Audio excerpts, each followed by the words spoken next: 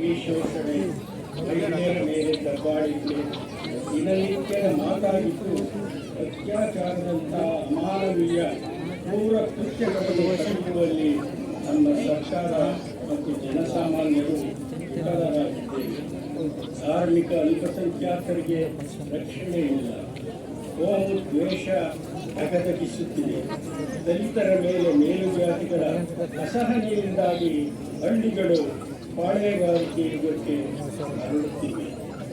ಒಕ್ಕೂಟ ಕಲ್ಪನೆ ಎನ್ನುವುದು ಕೇವಲ ರಾಜಕೀಯ ವ್ಯವಸ್ಥೆಗೆ ಮಾತ್ರ ಅನ್ವಯವಾಗಬೇಕಿಲ್ಲ.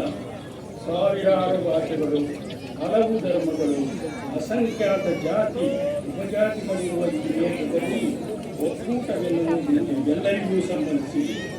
ಈ ದೇಶದಲ್ಲಿ ಯಾರೂ ಮುಖ್ಯರಲ್ಲ, ಯಾರೂ ಅಮುಖ್ಯರಲ್ಲ, ಎಲ್ಲರೂ ಸಮಾನರು.